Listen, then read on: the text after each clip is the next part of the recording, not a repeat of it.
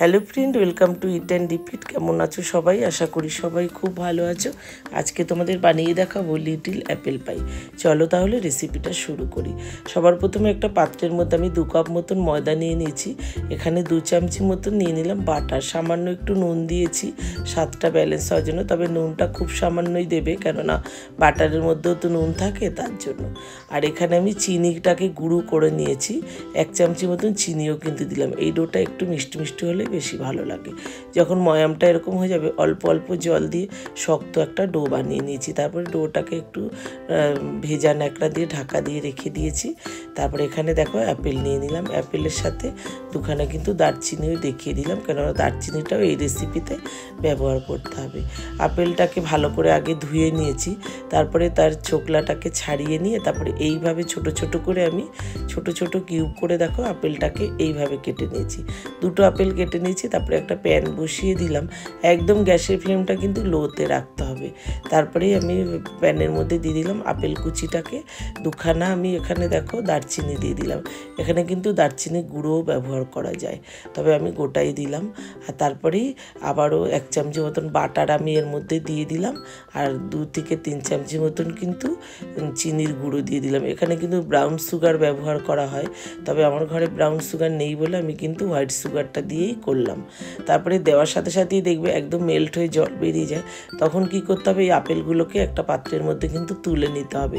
তা নাহলে একবারেই রান্না করে নেওয়া যায়, তবে আপেলটা একদম গলে যায়, তাহলে কিন্তু এই আপেলের পুরটা খেতে অতটাও ভালো লাগে না। তার জন্য একদম তুলে নিতে হবে। এবার দেখো এই যে রসটা যে আছে, এটাকে আমি ক্যারামেল করে নেব। একদম যখন কালার ধরে আসবে তখন কিন্তু আবারও আমি এই আপেলগুলোকে এর মধ্যে অ্যাড করব। এই যে দেখো যখন ক্যারামেল হয়ে আসলো তখনই কিন্তু আপেলটাকে দিয়ে দিলাম। এবার এর উপরে না একটুখানি কর্নফ্লাওয়ার একটুখানি ওপর থেকে ছিটিয়ে দিতে হবে, তাহলে না খুব সুন্দর একটা বাইন্ডিংটা খুব ভালো হয়, আর এই আপেলের এই পুরটাও তাতে খুব ভালো হয়। তা দেখো এই যে হয়ে গেল, আর দেখো কতটা সুন্দর হয়েছে। এবার আমি এটাকে নামিয়ে রাখলাম। চলো এবার ময়দাটাকে, এই যে ময়দাটাকে নিয়ে নিলাম। এবার এটাকে আরেকবারও একটু মেখে তারপরে আমি লেচি করে নিলাম 4 থেকে 5টা। প্রথম লেচিটাকে আমি একবার বেলে নিয়ে এইভাবে ছোট ছোট করে না এইভাবে কেটে কেটে নিতে হবে। এটা ওপরের ওই ডিজাইনটা করতে হবে, তার জন্য। তারপরে আবারও আমি আরেকটা ডো নিয়ে এইভাবে বেলে নিচ্ছি। তারপরে এখানে একটা গ্লাস নিয়ে নিলাম। যেহেতু লিটিল অ্যাপেল পাই বানাচ্ছি, তার জন্য এরকম ছোট ছোট করে কেটে নিচ্ছি। আরও একদিন বড় দেখে একটা অ্যাপেল পাই তোমাদের বানিয়ে দেখাবো, আজকে ছোটটাই করলাম। তাই যে দেখো এইরকম একদম এরকম পাতলা পাতলাই হবে। সব কটা একবারে কেটে নিয়েছি লুচির মতন করে। তারপরে এবার আমি এর মধ্যে আপেলের পুরটাকে দিয়ে আমি একটু প্রথমটা একটু অন্যরকম মানে ডিজাইনটা দিলাম। তা আবারও এই যে এইগুলো একটা একটা করে সব কটা করে নিই।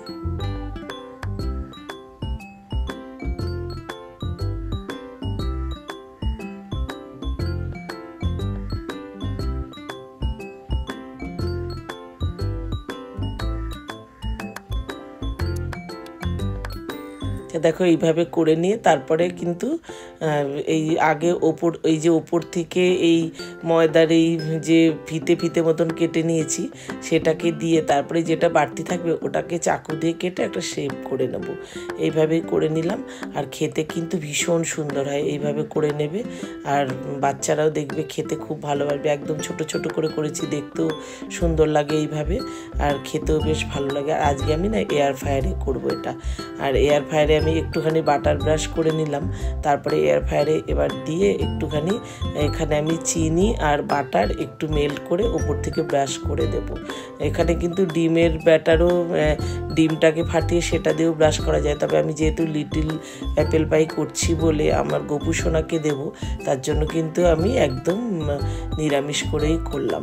আর এখানে দেখো এয়ার ফ্রায়ারটা আমি 180 ডিগ্রিতে দিয়ে তারপরে 10 মিনিটের জন্য দিলেই একদম হয়ে যাবে। 10 মিনিট এরকমভাবে দিয়ে রেখে দিলাম। তারপরেই দেখবে অ্যাপেল পাইটা খুব সুন্দরভাবে কিন্তু হয়ে যায়। এই যে দেখো বার করে নিলাম।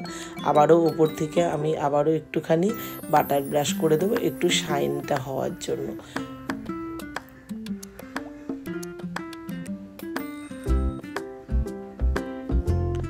তা এক একটা আমি এক এক রকমভাবে করেছি, তাই জন্য এক একটা এক এক রকম লাগছে। তা এই যে হয়ে গেল। এরপরে আরও যে কটা অ্যাপেল পাই আছে সে কটা আবারও আমি এয়ার ফ্রায়ারে দিয়ে ওই একইভাবে আমি করে নেব। তা দেখো সব কটাই কিন্তু অ্যাপেল পাই আমার হয়ে গেল, আর খেতেও লাস্টে একদম ছোট্ট একটা ছিল সেটা দিয়ে দিয়েছিলাম। আর দেখো কেমন লাগছে দেখতে, আর খেতেও কিন্তু ভীষণ ভালো হয়েছিল। এইভাবে কিন্তু বাচ্চাদের বানিয়ে দিতে পারো, ভীষণই হেলদি একটা খাবার। তবে আমি ময়দা দিয়ে করছি, হেলদি যদি মনে করো আটা দিয়েও কিন্তু বানাতে পারো বাচ্চাদের জন্য, আর খেতেও খুব ভালো হয়। কেমন লাগলো জানিও। আজ আসি, সবাই ভালো থেকো, টাটা, দেখা হবে পরের রেসিপিতে। সবাই ভালো।